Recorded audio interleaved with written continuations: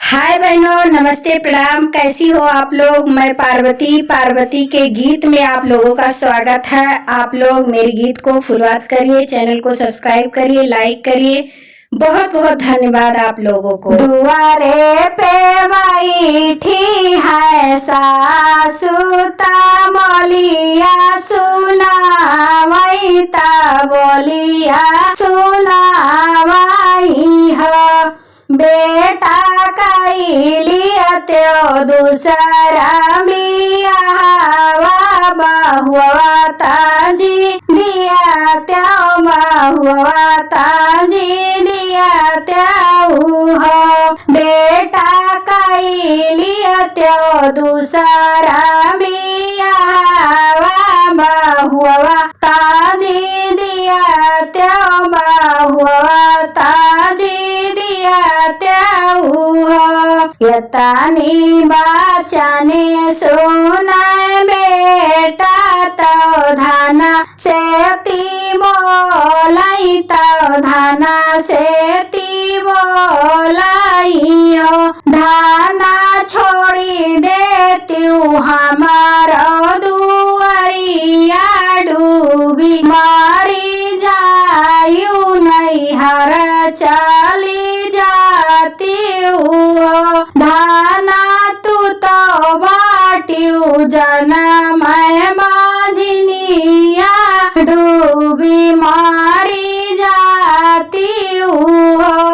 धाना तू तो बाटियू जना मैं माझिनिया मुहावो ना देखाऊ त्यू डूबी मारी जाती हो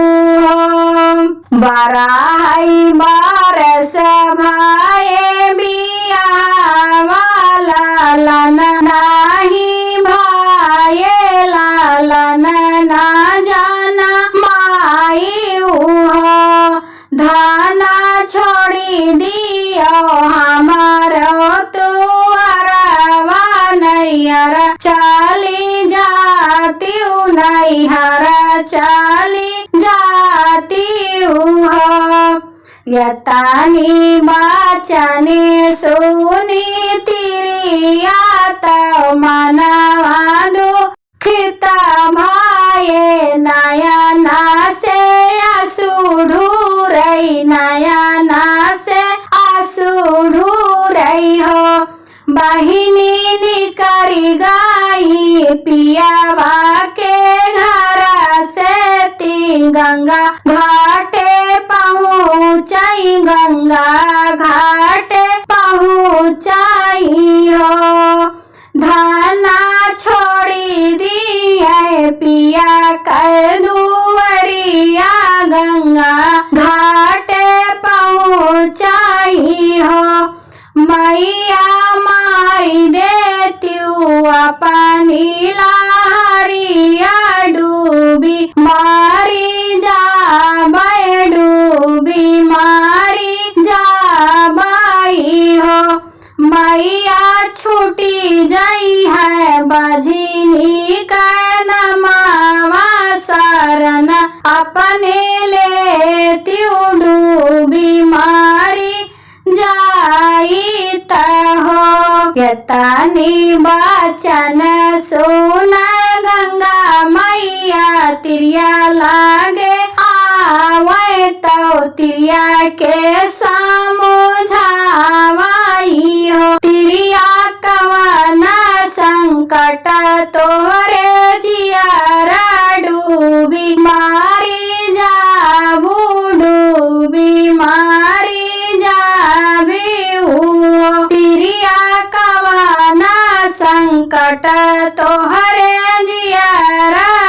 डूबी मारी जाबी हो गंगा माई का बात सुन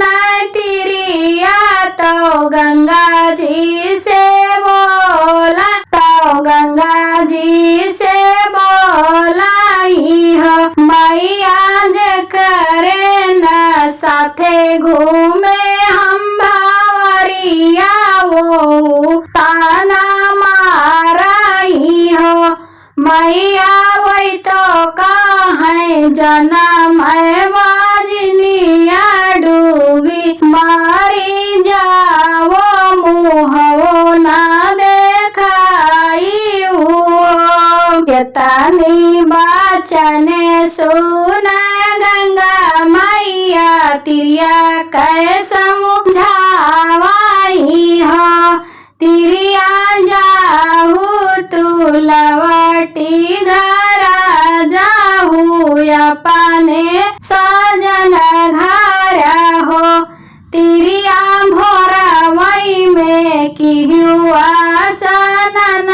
माता सूर्य देव के मानाई हो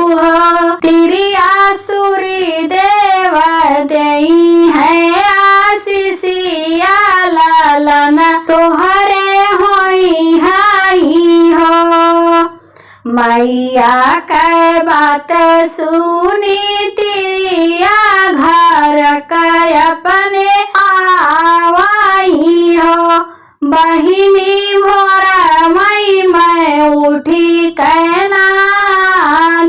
सूरज देव के मानाई हो बहिनी सूर्य देव दिए आशीर्वाद तो तिरिया गर्भ से तियो बहिनी सूर्य देव दिहे आशीर्वाद तिरिया गर्भ से तियो 8